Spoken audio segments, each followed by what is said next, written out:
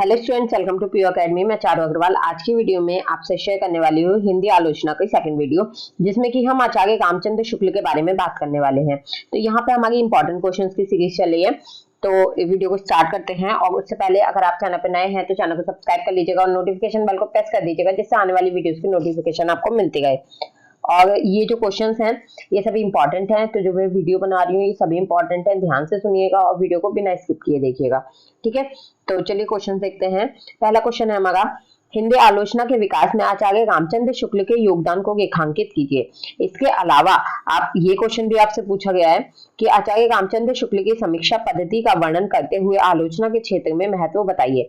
देखिए, अगर आपसे आचार्य रामचंद्र शुक्ल का आलोचना के क्षेत्र पूछा जा रहा है, आलोचना पूछी जा रही है, आलोचना का महत्व पूछा जा रहा है, कुछ भी अगर आपसे पूछा जा रहा है जिसमें कि हिंदी आलोचना से जुड़ा और रामचंद्र शुक्ल से जुड़ा नाम आ रहा है, तो आपको यही आंसर लिख के आना है। ठीक है, इससे पहले की वीडियो भी आ चुकी है, अगर आपने वो नहीं देखी है लिंक डिस्क्रिप्शन में मिल जाएगा, जाके चेक कर लीजिएगा। ठीक है, तो चलिए आंसर देखते हैं।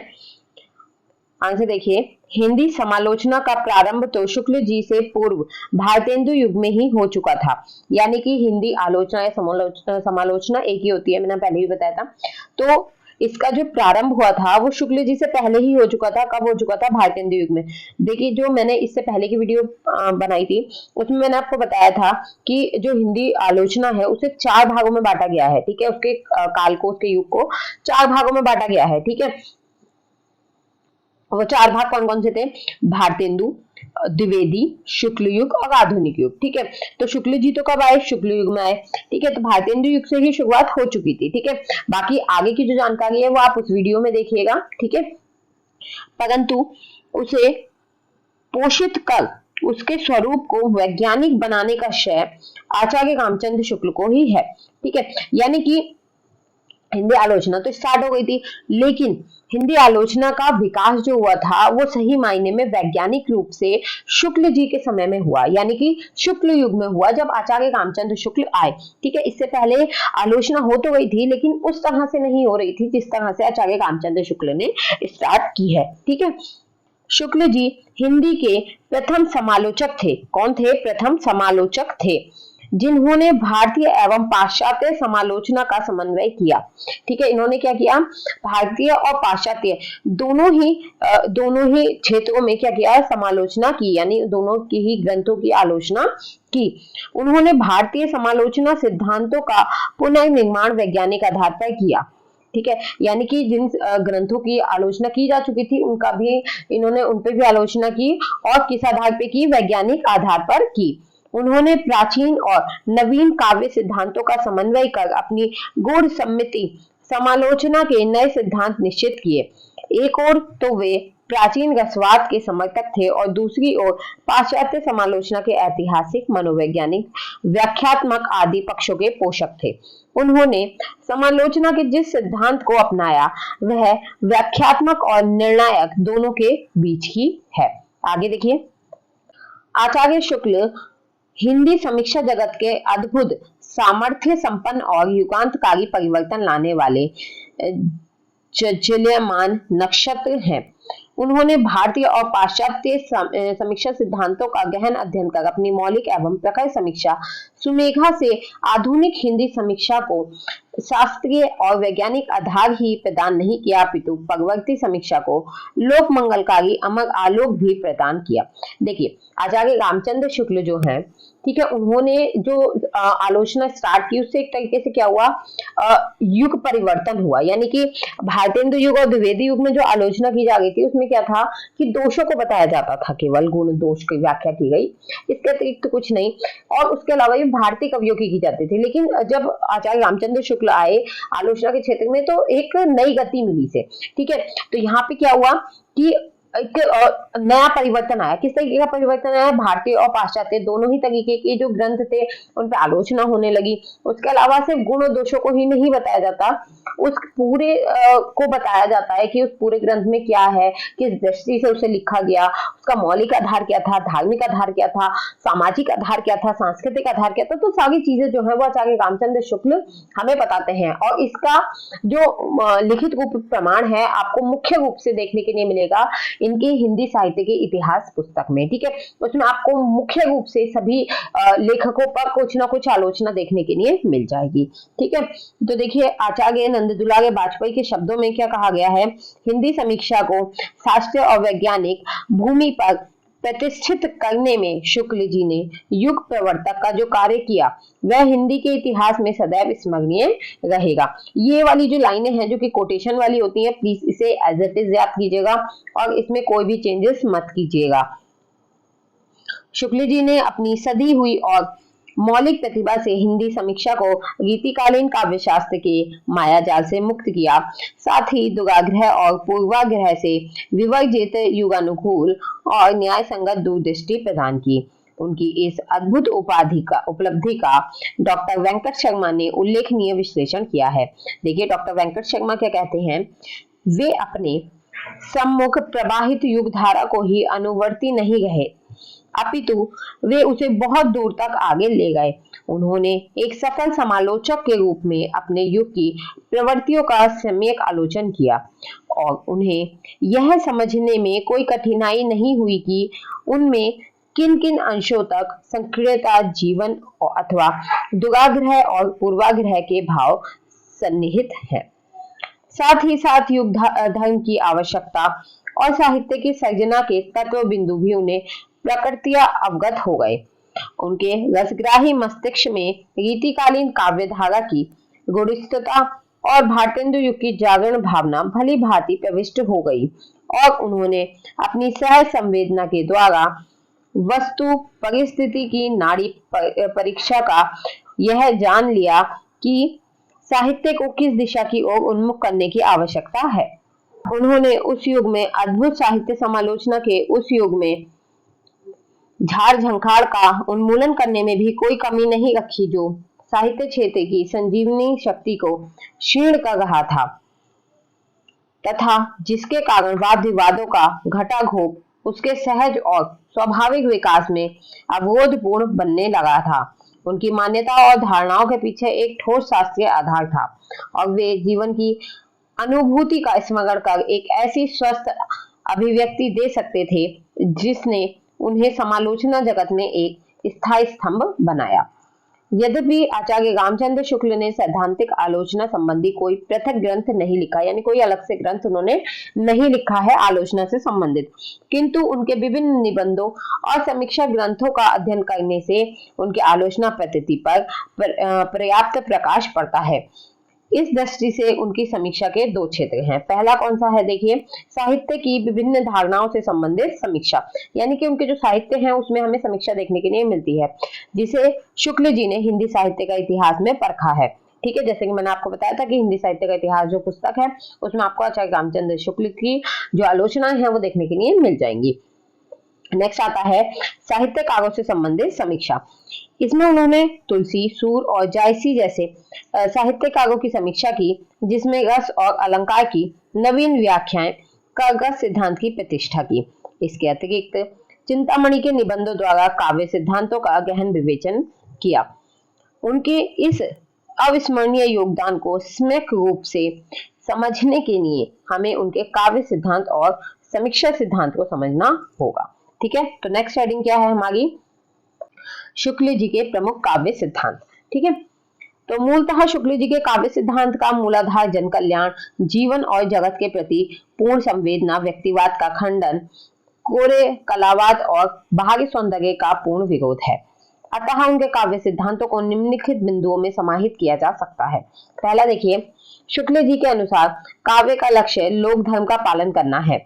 इसके अंतर्गत लोक कल्याण, मानव जीवन को उन्नत करना, उनके दिव्य भावों का संचार करना तथा उसे कर्मणीय और सात्विक बनाना समाहित है। सेकंड आता है, सच्चा कवि वही है जिसे लोक हृदय की पहचान हो, जो अनेक विशेषता और विभिन्नताओं के बीच मनुष्य जाति के सामान्य हृदय को देख सके। इसे लोक हृदय में लीन होने की दशा का नाम रस दशा है। थर्ड पॉइंट देखिए, धर्म की उच्चता उसके लक्ष्य के व्यापकत्व के अनुसार समझी जाती है। यह धर्म और कुल धर्म से समाज धर्म श्रेष्ठ है। समाज धर्म से लोक धर्म लोक धर्म से विश्व धर्म, जिसमें धर्म अपने अपने शुद्ध और पूर्ण स्वरूप से दिखाई पड़ता है। संसार मिथ्या नहीं अपितु सत्य और यथार्थ है।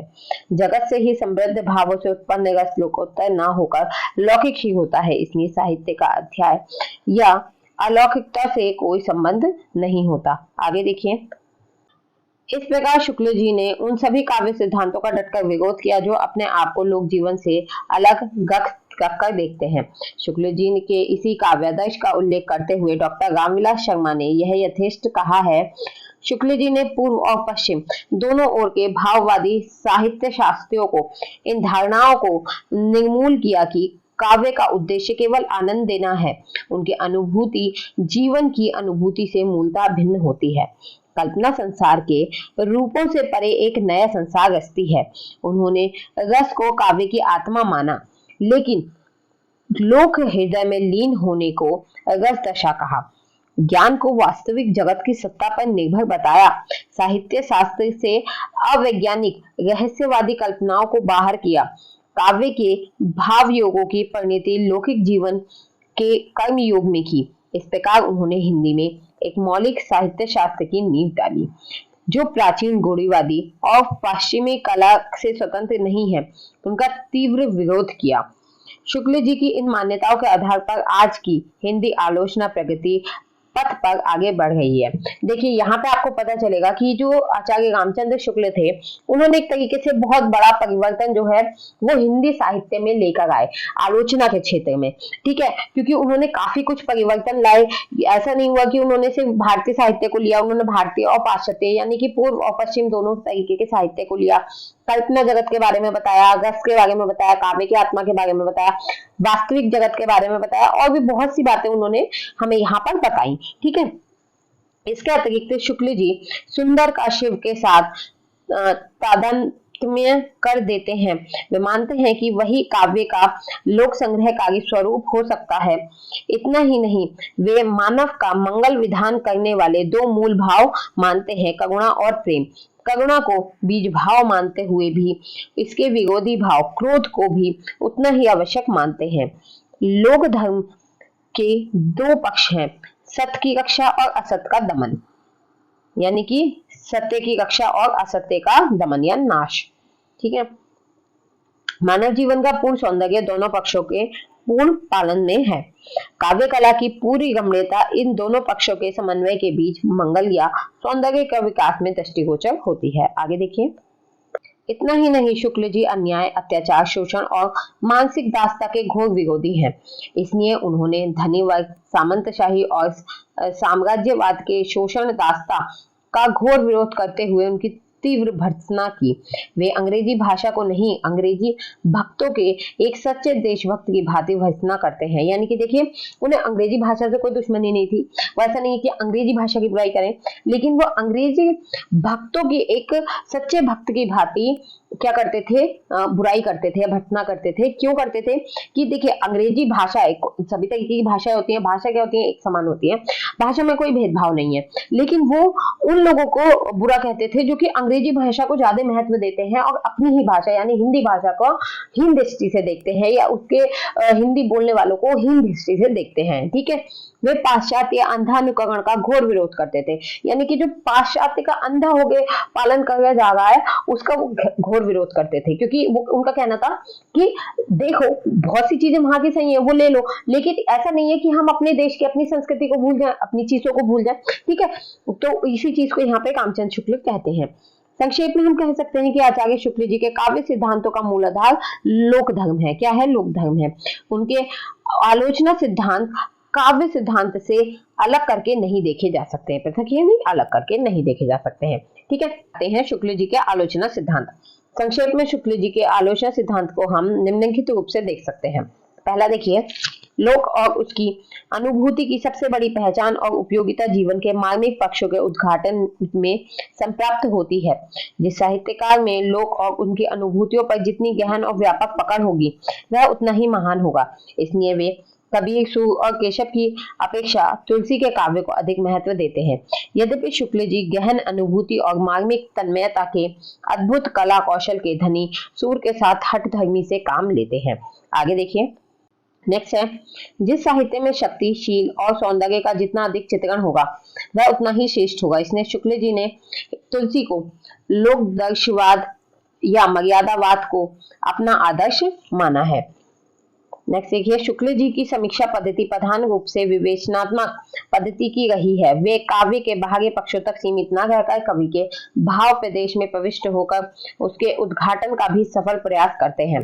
कहीं कहीं उनकी आलोचना निर्णयात्मक रूप धारण कर लेती है।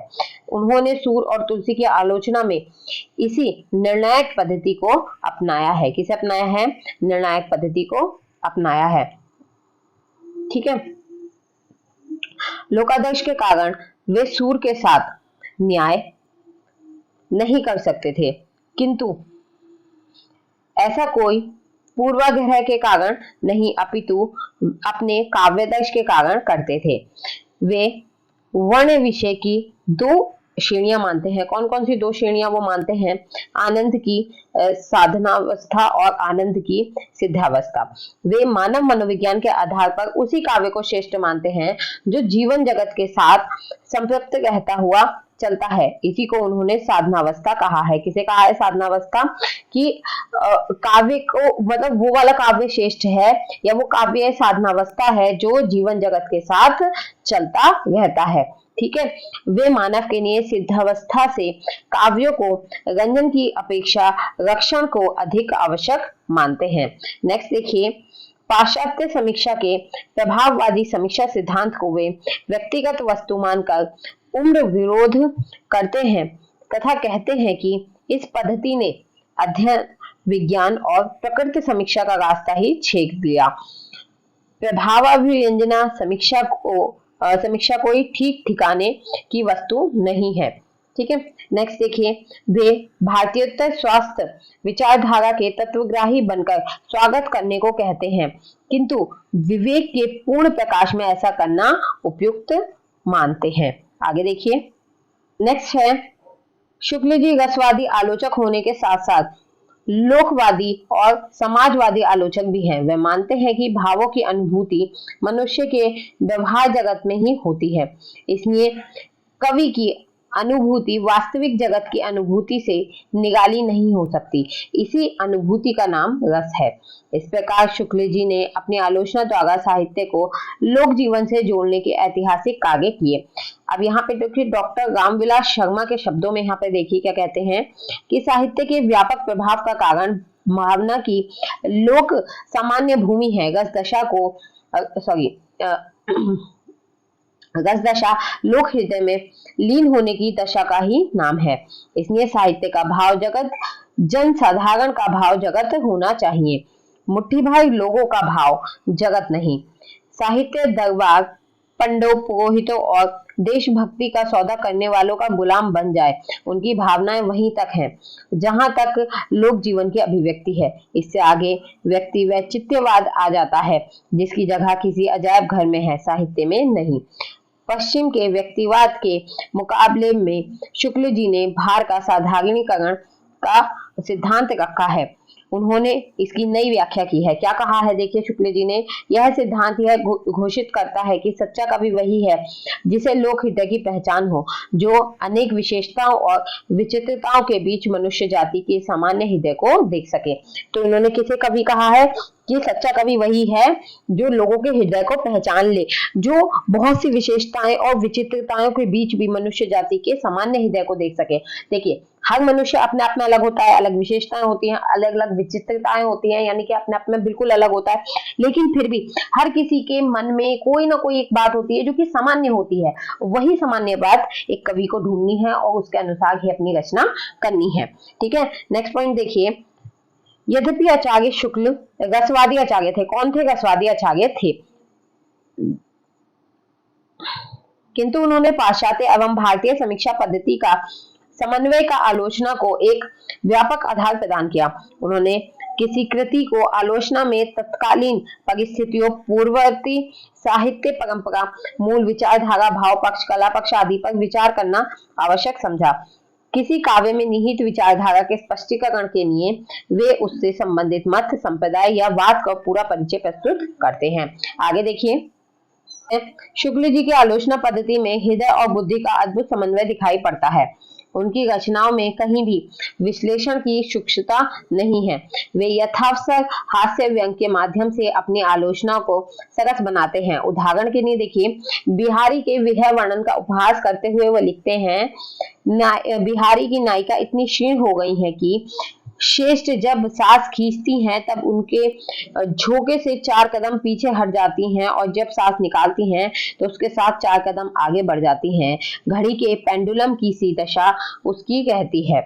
आगे देखिए, आचार्य शुक्ल ने जहां सैद्धांतिक आलोचना के क्षेत्र में काव्य के सूक्ष्म सौंदर्य का उद्घाटन करके उसे एक व्यापक रूप प्रदान किया, वहीं उन्होंने व्यवहारिक समीक्षा के क्षेत्र में युग, इतिहास, परंपरा, मत, संप्रदाय, विचार शैली, अलंकार आदि को स्थान देकर अपनी व्यापक दृष्टि का परिचय दिया। आगे देखिए, हिंदी आलोचना में आचार्य शुक्ल का महत्व और स्थान। अब देखिए, हिंदी आलोचना के क्षेत्र में आचार्य रामचंद्र शुक्ल जो थे उनका क्या महत्व रहा और उन्हें क्या स्थान दिया गया, वो भी यहाँ पूछा गया है। आचार्य रामचंद्र शुक्ल हिंदी के सर्वश्रेष्ठ आलोचक कहे जा सकते हैं। भारतेंदु युग में आलोचना की स्थिर एवं अस्पष्ट रूप का श्री गणेश हुआ था। द्विवेदी जी ने उसके कुछ सुधार करने की चेष्टा की, पर उसमें शैली का सौंदर्य न आ सका। आलोचना के ऐतिहासिक, मनोवैज्ञानिक आदि पक्षों की ओर भी उनका ध्यान नहीं गया। पद्म सिंह शर्मा, कमलेश और मिश्र बंधुओं ने समालोचना में कवियों की पारस्परिक तुलना को महत्व दिया। इस प्रकार हम कह सकते हैं कि शुक्ल जी से पूर्व हिंदी समीक्षा का स्वरूप प्रायः अविकसित एवं एकांगी था। देखिए, आपको जब मैंने कल वाली जो वीडियो है उसमें बताया था कि जो शुक्ल जी थे उनसे पहले का जो युग था उसमें सिर्फ गुण और दोषों को बताया जाता था, और शुक्ल जी जब आए तो शुक्ल जी ने एक आलोचना के क्षेत्र में नई लहर लाई। उन्होंने क्या किया, उन्होंने गुण दोषों के साथ अलग अलग तरीके के दृष्टिकोणों को भी दर्शाना शुरू किया। उनके पूर्व या तो आलोचक संस्कृत के काव्य शास्त्र के आधार पर गुण दोष दिखाने का कार्य करते थे, या दो कवियों की तुलना करके छोटे बड़े में विवाद में उलझे रहते थे। साहित्य का मूल्यांकन या तो उपयोगितावादी दृष्टिकोण से होता था, या फिर छिछली उक्तियों को लेकर प्रशंसा के पुल बांधे जाते थे। देखिए, यहाँ से यहाँ तक आपको ये शॉर्ट में पता चल गया कि लास्ट वीडियो में क्या कहा गया था। ठीक है, ऐसे समय में आचार्य शुक्ल का प्रादुर्भाव हुआ, यानी कि ऐसे समय में आचार्य शुक्ल जो है वो आए। उन्होंने स्वदेशी और विदेशी सिद्धांतों का सार लेके हिंदी समीक्षा को व्यवस्थित एवं पूर्ण स्वरूप प्रदान किया। उन्होंने भाव पक्ष, विचार पक्ष और शैली पक्ष पर समन्वित भाव से विचार करके हिंदी आलोचना को एक नई दिशा प्रदान की। उन्होंने कवि और काव्य दोनों की समुचित व्याख्या करने की प्रणाली को जन्म दिया। निष्कर्ष रूप में शुक्ल जी हिंदी आलोचकों में शीर्षस्थ माने जा सकते हैं। आलोचना के क्षेत्र में शुक्ल जी के महत्व को स्पष्ट करते हुए आचार्य विश्वनाथ प्रसाद मिश्र ने लिखा है कि शुक्ल जी को अस्त हुए एक युग के लगभग हो चुका। कवियों के संबंध में नूतन अनुसंधान, मनन, अध्ययन भी इधर उधर बहुत हुआ, पर शुक्ल जी की आलोचनाएं जहां की तहां हैं। उन्होंने अप्रतिष्ठ करने वाली या उनसे आगे निकल जाने वाली आलोचनाएं अभी तक नहीं आई। हिंदी में आलोचकों की संख्या बढ़ रही है, पर आलोचना के क्षेत्र में वैसा पूर्ण आलोचक एक भी नहीं हुआ। इसका कारण है शुक्ल जी की स्वच्छंद चिंतक थे। ठीक है, तो यहाँ पे ये वाला जो ये आचार्य विश्वनाथ प्रसाद मिश्र का लिखा हुआ ये जो कोटेशन है, इसे अच्छे से याद कर लीजिएगा और इसमें कोई चेंजेस मत कीजिएगा। इसी के साथ यहाँ पे आपकी वीडियो कंप्लीट होती है। आई होप वीडियो आपको पसंद आई होगी। वीडियो पसंद आई हो तो लाइक कीजिएगा, शेयर कीजिएगा अपने दोस्तों के साथ, और चैनल को सब्सक्राइब करना ना भूलें। साथ ही टेलीग्राम चैनल को ज्वाइन कर लीजिएगा। अगर आपने टेलीग्राम चैनल ज्वाइन नहीं किया है, लिंक आपको डिस्क्रिप्शन में मिल जाएगा। मिलते हैं नेक्स्ट वीडियो में नेक्स्ट टॉपिक के संग। तब तक के लिए बाय, थैंक्स फॉर वॉचिंग।